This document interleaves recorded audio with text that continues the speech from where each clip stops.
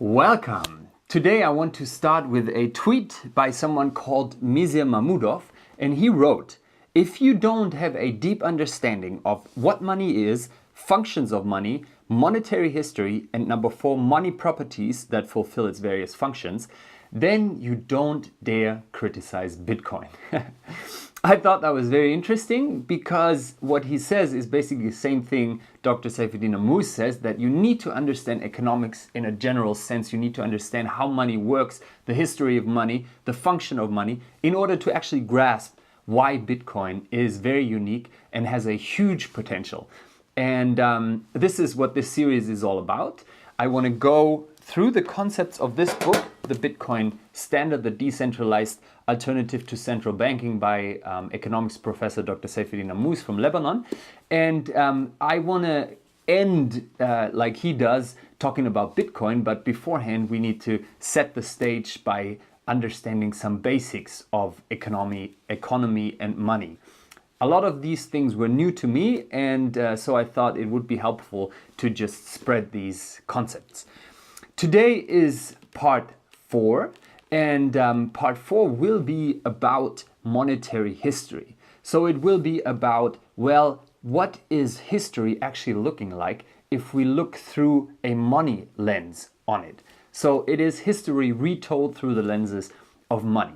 I thought that was very surprising. Some of the conclusions Dr. Ammous proposed in his book, looking at the different areas of history and how it's directly related to what kind of money people were using. If you want to understand at what point we are right now, please watch part 3, where we talk about why gold won the money competition and how all of this works with the metals as monetary devices. But we will build on this in the part we're doing today. So the first guy who actually minted regular coins for trade was the Greek king Croesus. And something very interesting started because all of a sudden you could use these metals for trade. And it didn't take long until Julius Caesar minted the so-called aureus coin.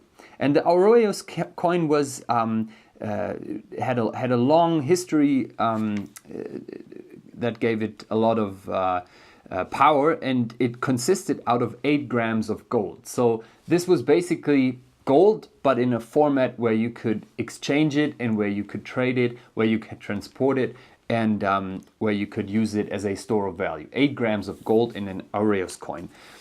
It was interesting how long the economic stability reigned. It was about 75 years where under the reign of this coin and under the reign of different emperors, it all went really smooth until a new emperor came along called Nero.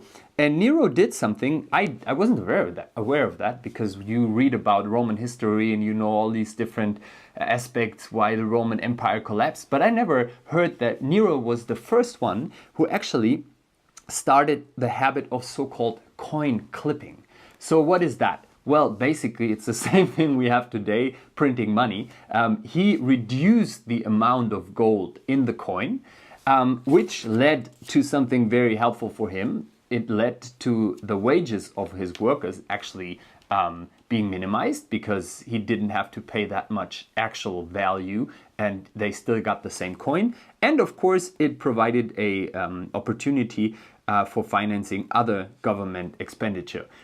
Because he could actually all of a sudden make more money. So he reduced the aureus coin from 8 grams to 7.2 grams of gold per coin.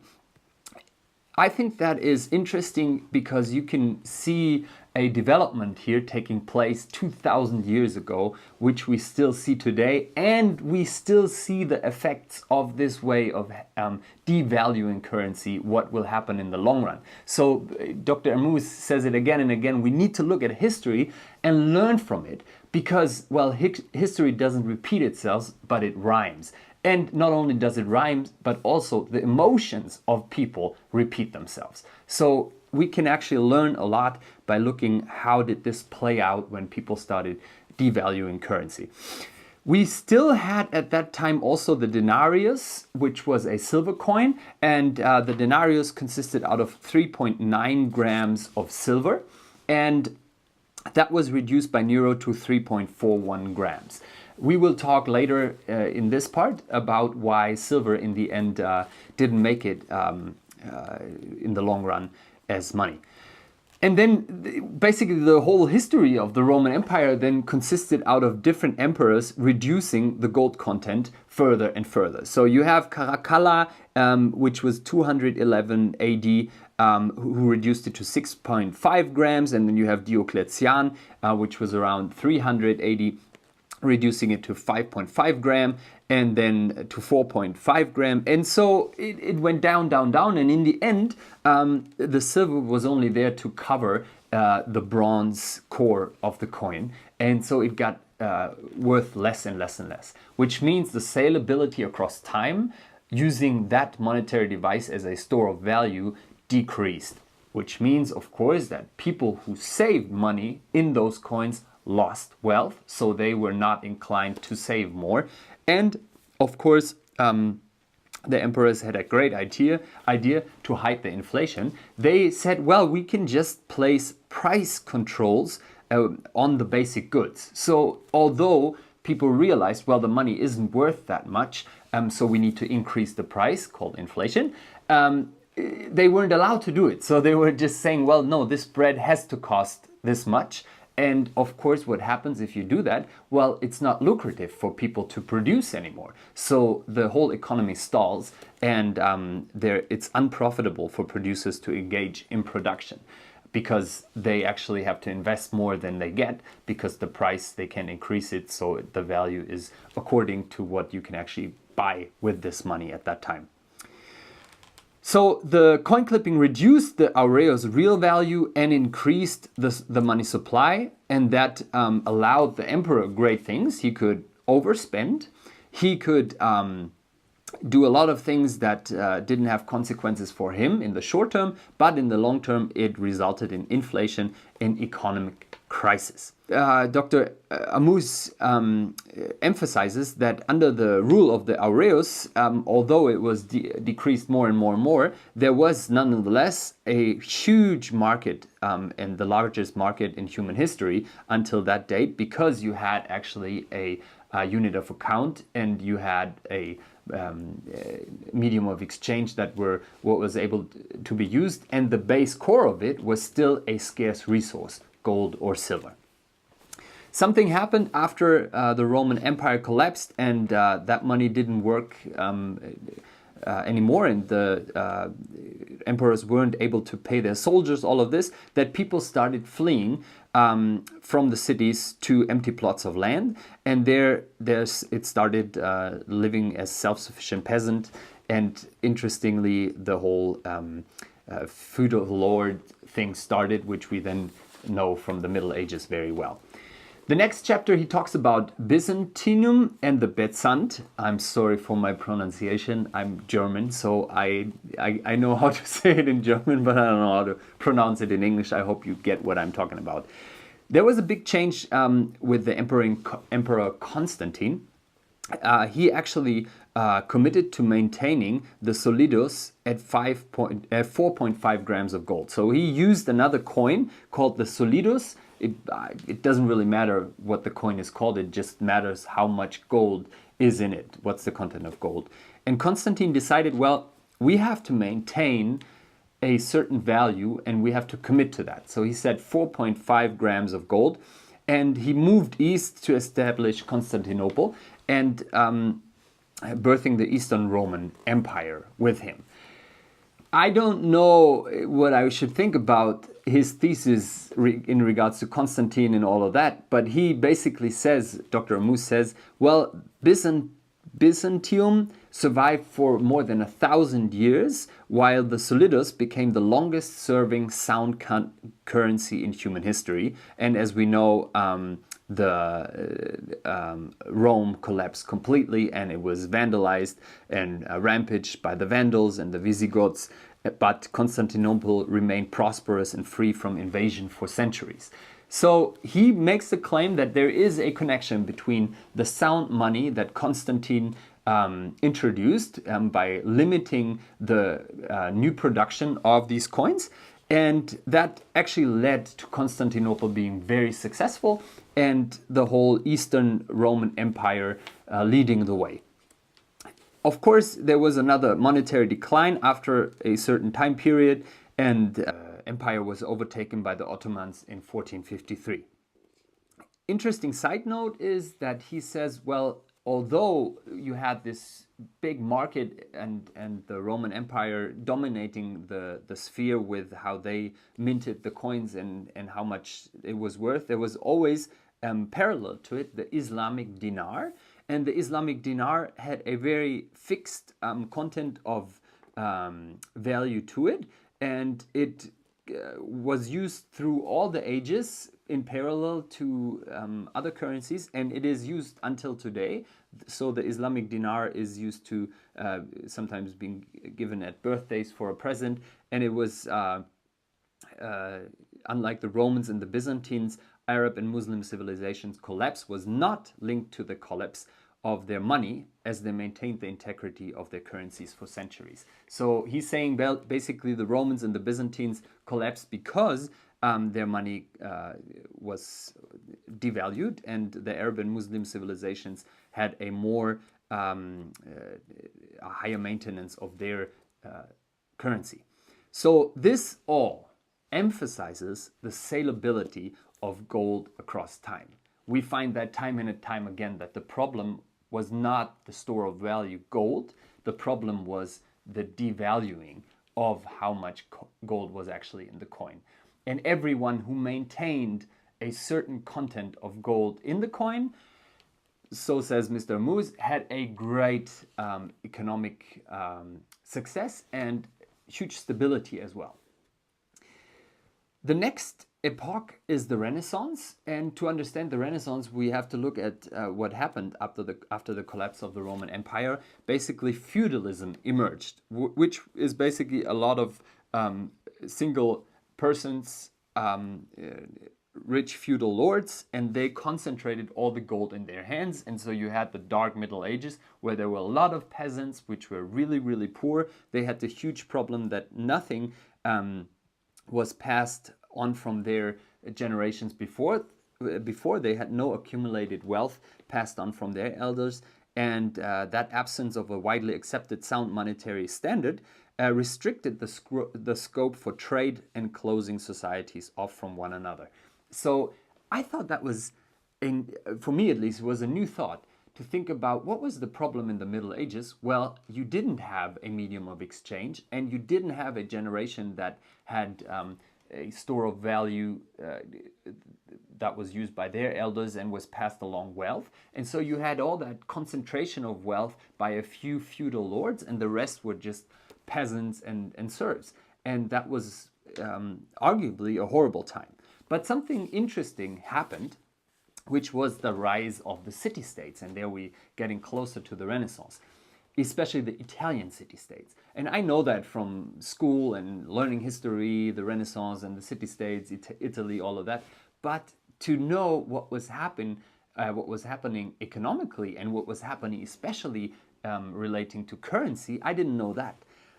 In Florence, in 1252, they minted the florin, which was a coin, and they adopted a sound monetary standard with the florin. And so something happened that the Florence was rising as a commercial center of Europe, and the florin began becoming the prime European medium of exchange. So again, it seems interconnected to have sound money, hard money. Hard money, as we learned in part 1 and 2, is hard because the supply cannot easily be increased. So it is a good store of value. And that is exactly what happened with the florin. And so everybody could start saving, everybody could start thinking long-term. The time preference changed, low time preference, because people valued the future even more than they did before, because they knew that their money would hold its value well. So everything flourished, basically. Then Venice did the same thing. They minted their coin. It's called the ducat. Some maybe know that name, the ducat, in 1270. And after that, more than 150 European cities and states had minted coins of the same specification as the florin. So the florin basically served as like a standard, and a lot of them complied to that. And it led to a huge dignity and freedom to accumulate wealth and trade with sound money. So the main thesis of looking at how the Italian city-states changed the landscape is that a sound monetary standard is a necessary prerequisite for human flourishing. Really interesting if you look at history from a bird's eye view, and you see this development. Big difference then was that you still had gold and silver running side by side, because with gold you had the problem of the scalability across scales, because if gold is very valuable, you can't divide it down like exponentially. Eventually there comes a point where it's really hard to if something is very valuable and you just want to buy something very small, like I don't know, an apple, then you don't have a size of gold that is small enough to pay for an apple. So you just need some gold dust or something. So what they did is they started using silver, and with this silver they could also buy really small items, because silver wasn't that valuable as gold, so you could divide it down further. Problem was that you had fluctuating rate of exchange between gold and silver, and that of course created trade and calculation problems, which is often the case when you have an exchange market.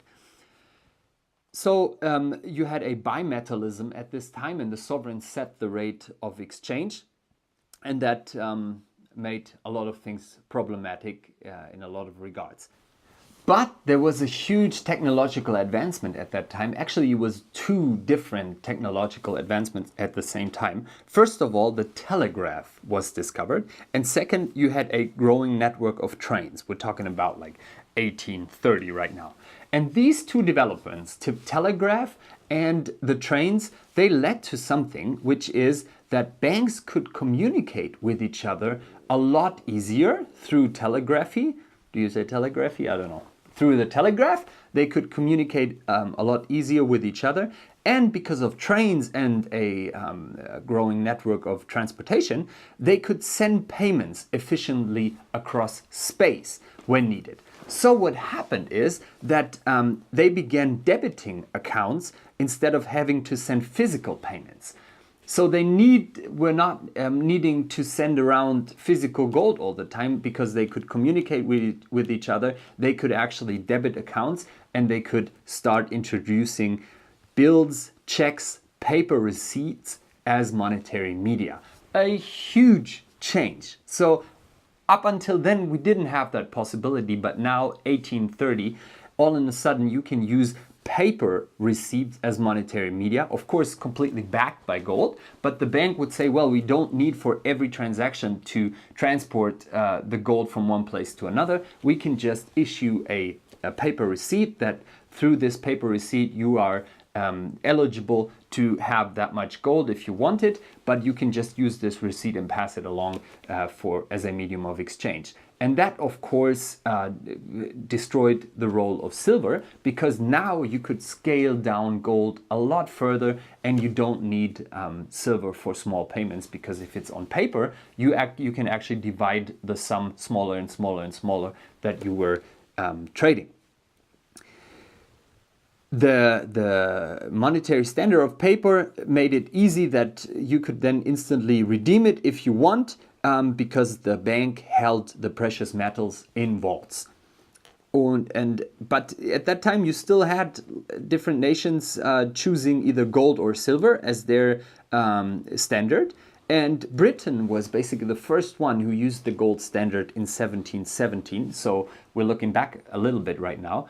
Britain was the first one, and it was under the governance or under the direction of the physicist Isaac Newton. I didn't know that. It was very interesting. Isaac Newton was the warden of the Royal Mint at that time, and he decided that Britain should go on the gold standard, all the banks. And so Dr. Ammous says, well, this led to a huge supremacy of Britain through hundreds of years, basically, because they were the first ones, and they, through the gold standard, had a very steady and reliable economy.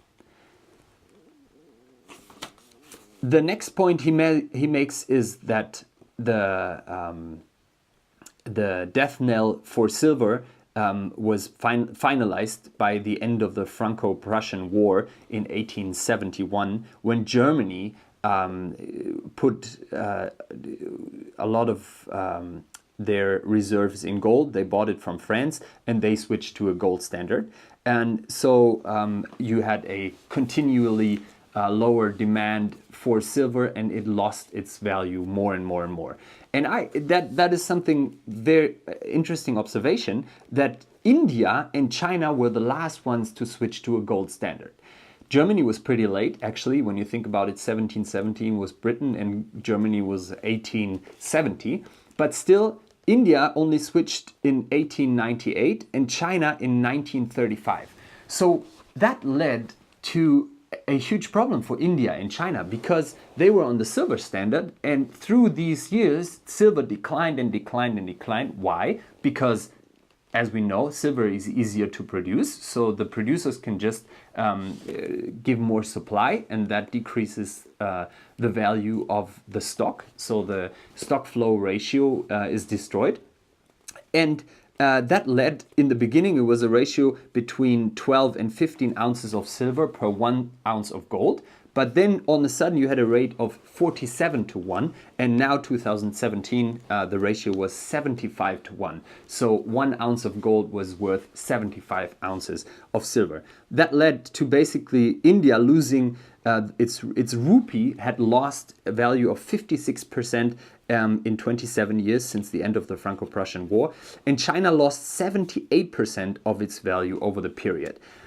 And Dr. Ammous makes the claim that this is part of the reason why the history of China and India and their failure to catch up to the West during the 20th century is linked to this massive destruction of wealth and capital. So the history would have played out very differently if India and China would have adopted to a gold standard earlier. That's his thesis, and it's very interesting to see these linkages. So basically, as we learned in part 1, what happened here is a similar story to what happened to Western Africa when Europeans came and just imported a lot of glass beads, and all of a sudden all those people using glass beads in Western Africa lost all their wealth, basically, because the monetary standard changed away from something that was easily scalable to you could easily produce more of, to something that was more scarce. That is what happened here, from silver to gold. So here he talks about Bitcoin for a second. He says, well, anyone who thinks his refusal of Bitcoin means he doesn't have to deal with it, well, history shows that it is not possible to insulate yourself from the consequences of others holding money that is harder than yours. That is really interesting. So he looks at history and says, history shows it is not possible to insulate yourself from the consequences of others holding money that is harder than yours. Although you might wish that you could keep your money of exchange, if something emerges that is harder than yours, eventually all the wealth will switch to that new store of value. And if you hold your value in another medium of exchange, then it will diminish. All of this led to the so-called Belle Epoque, as he calls it, great period of human flourishing, innovation and achievement. And it was basically the greatest period the world had ever witnessed, as he writes. The Belle Epoque, a period of time where the gold standard was widespread and you had almost no currency exchange, you had no foreign exchange market. He tells the story of Nellie Bly. She's an American writer, and she set out to break the world record going around the world in 72 days. And what she did is she basically just carried British gold coins and Bank of England notes with her, and she could, in the whole world, just get through with this because everybody used the same monetary device at that time. So it was very, very easy to trade, and it was very free, and there was not a lot of wars. People started increasing their saving rates. A lot of capital accumulation started because the store of value was intact, and industrialization, urbanization, and technological improvement were vast at that time. A lot of different innovations at that time, and also the different countries did have different currencies, but they just had names for how much content of gold was in their coins. So you had the British pound, which was defined as 7.3 grams of gold, and then you have the French franc with only 0.29 grams of gold, and the Deutschmark with 0.36 grams of gold. So what you would need is just calculate how much is your coin worth in that other currency, kind of like you we have different metric systems, but that is just a matter of calculation, math, and it's not actually a market, because you would know how much worth it is. It wouldn't change. Well, all of this great Belle Epoque with a free society in many regards, great innovation, all of this changed 1914. And we know with World War I, not only was a huge catastrophe brought down upon humanity, but also money and the medium of exchange changed. And people lost track of what they had before, and they switched away from the gold standard. And this is actually something that in the next part will be discussed, and I hope this was informative for you. Have a good day.